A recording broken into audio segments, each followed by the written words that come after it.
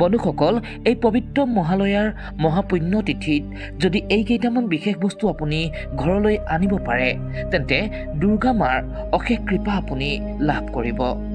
হিন্দু শাস্ত্ৰ অনুসৰি দুৰ্গা মা হৈছে দুৰ্গতি নাশিনী অৰ্থাৎ সমস্ত দুখক বিনাশ কৰিব পাৰে তেওঁ। সেয়েহে যদি আপুনি এই পবিত্ৰ মহালয়াৰ এই মহা পুণ্যতিথিৰ দিনটিত এই বস্তুসমূহ ঘৰলৈ আনিব পাৰে তেন্তে মা দুৰ্গাৰ অশেষ কৃপা আপুনি লাভ কৰিব আৰু মা দুৰ্গাৰ আশীৰ্বাদত আপোনাৰ জীৱনত থকা সমস্ত দুখ কষ্ট একেবাৰে বিনাশ হৈ যাব। ইয়াৰ লগতে আপোনাৰ সংসাৰত সুখ শান্তি আৰু সমৃদ্ধি ভৰি উঠিব।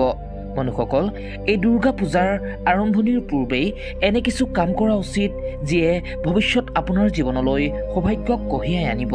সেয়েহে বন্ধুসকল এই মহালয়া ও অমাৱস্যাৰ এই শুভ যুগত এইকেইটা বস্তু আপুনি ঘৰলৈ আনক।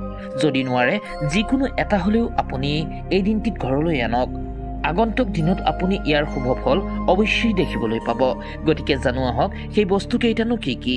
বন্ধুসকল ইয়াৰ ভিতৰতে 1 নম্বৰতে হৈছে ৰুদ্ৰাক্ষ।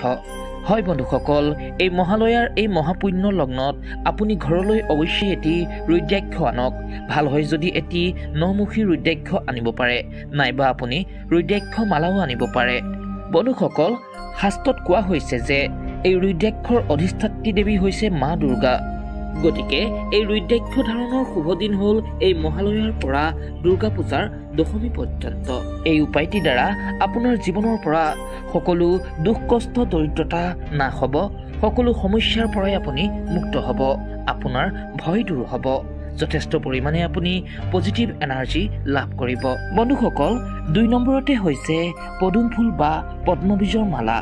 যদিহে বন্ধুসকল আপোনালোকে এই মহালয়াৰ এই মহাপুণ্যৰ লগ্নত ঘৰলৈ আনিব পাৰে পদুম ফুল বা পদ্মবীজৰ মালা আৰু এই পদুম ফুল বা পদ্মবীজৰ মালা আনি যদি আপুনি আপোনাৰ ঘৰত থকা দুৰ্গা মা ফটো বা মূৰ্তিত নিবেদন কৰিব পাৰে তেন্তে দুৰ্গা মাৰ আশীৰ্বাদত আপোনাৰ সকলো মনৰ ইচ্ছা খুব সোনকালেই পূৰ্ণ হৈ উঠিব।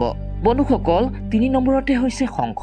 বন্ধুসকল এই মহালয়াৰ মহাপুণ্য লগ্নত যদি আপুনি ঘৰলৈ এটি শংখ আনি আপুনি আপোনাৰ পূজা ঘৰত ৰাখিব পাৰে তেন্তে আপোনাৰ প্ৰত্যেকটি কাৰ্যতেই সৌভাগ্য আপোনাৰ লগৰী হৈ উঠিব।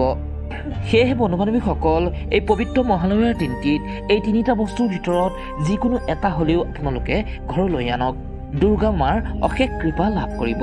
সেয়েহে বন্ধু বান্ধৱীসকল যদিহে ভিডিঅ'টি ভাল লাগিলে আৰু লগতে যদি দুৰ্গা মাৰ অশেষ কৃপা আপোনালোকৰ ওপৰত থকাটো বিচাৰে তেন্তে তলত কমেণ্টত শুদ্ধ মনে লিখক জয় মা দুৰ্গা, জয় মা দুৰ্গতি নাশিনী।